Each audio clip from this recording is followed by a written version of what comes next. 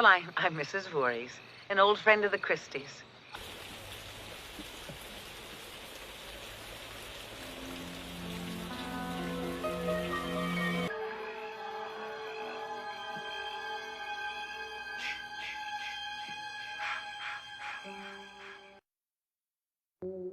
Halo guys, apa kabar semuanya?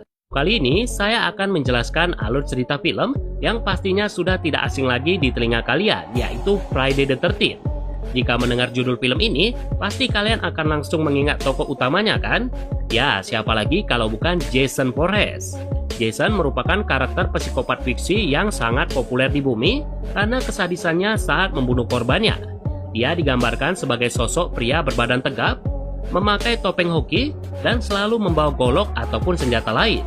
Saking populernya si topeng laknat ini, filmnya total sudah dibuat sebanyak 12 dari tahun 1980 sampai 2009. Bahkan gamenya pun juga dibuat dan sangat populer pada tahun 2017. Nah, untuk film pertama ini, kita belum akan melihat pembantaian yang dilakukan Jason. Tapi, kita akan melihat pembantaian yang dilakukan oleh seseorang yang tidak kalah sadisnya seperti Jason. Siapakah kira-kira orang itu? Oke guys, nggak pakai lama-lama lagi, langsung aja kita masuk ke alur ceritanya. Ini dia videonya. Cerita film ini diawali pada tahun 1958, yang mana kita akan melihat sekelompok muda-mudi sedang bernyanyi gembira di sebuah tempat perkemahan bernama Crystal Lake. Mereka adalah konselor yang bertugas untuk memberikan penyuluhan atau konseling bagi anak-anak yang berkemah di sana.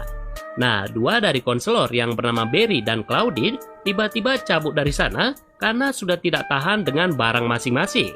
Mereka kemudian masuk ke dalam sebuah kabin dan bersiap untuk melakukan dosa.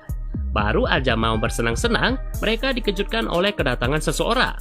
Tanpa mengucap satu kata patah pun, orang itu tanpa disangka-sangka langsung membunuh kedua sejoli itu dengan menggunakan pisau. We weren't doing anything, we were just messing around.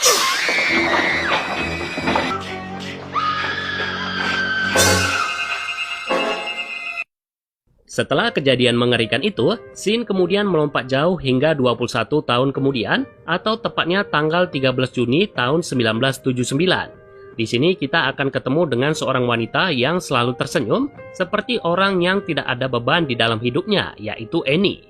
Annie ingin pergi ke perkemahan itu karena dia telah direkrut untuk menjadi konselor di sana. By the way guys, perkemahan itu ditutup sejak kejadian pembunuhan tadi dan baru sekaranglah perkemahan itu dibuka lagi. Nah, Annie yang kebingungan di mana perkemahan itu berada, kemudian bertanya pada beberapa orang. Spontan orang-orang itu langsung terkejut karena tidak menyangka perkemahan itu akan dibuka lagi. Mereka sangat takut dengan perkemahan itu. Bahkan ada yang menyebut itu adalah Camplot atau perkemahan berdarah. Walaupun warga menyebut itu adalah perkemahan berdarah, Annie nggak peduli. Dia kemudian diantar oleh seorang supir truk minyak yang kebetulan akan lewat ke sana, yaitu Enos. Nah, pada saat mau pergi, ada seorang pria yang menyuruh Annie agar tidak ke sana. Pria yang bernama Ralph itu bilang kalau tempat itu sangatlah terkutuk dan sekalinya Annie masuk ke sana, dia tidak akan bisa kembali lagi. Enos menyuruh Annie untuk tidak memperdulikannya karena dia sudah dianggap sinting oleh warga sekitar.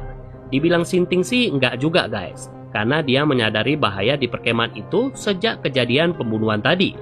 Hanya karena dia sering mabuk-mabukan, jadi orang sekitar menyebutnya si Ralph gila atau Crazy Ralph. Di dalam mobil, Enos bilang tentang kejadian pembunuhan tadi, lalu pernah ada kejadian sekelompok orang yang dibakar, dan pada tahun 1957, ada seorang anak kecil yang tenggelam di danau itu. Enos menyuruh Annie untuk membatalkan niatnya pergi ke sana, karena menganggap tempat itu adalah tempat bawa sial. Annie yang berpikir itu bohong, langsung tidak memperdulikan ucapan Enos, dan kemudian tetap melanjutkan pergi ke sana. Singkat cerita, Annie kemudian diturunkan di pertigaan jalan yang mengarah ke perkemahan itu. Karena perkemahan itu masih lumayan jauh, dia kemudian lanjut berjalan kaki. Kita tinggali dulu ya si Annie. Sekarang kita akan bertemu dengan 3 orang anak manusia yang juga akan menjadi konselor di perkemahan itu. Mereka antara lain ada pria bernama Jack, lalu pacarnya yaitu Mercy, dan terakhir ada pria yang kelakuannya kayak Scooby-Doo alias pecicilan, yaitu Ned. Sekarang mereka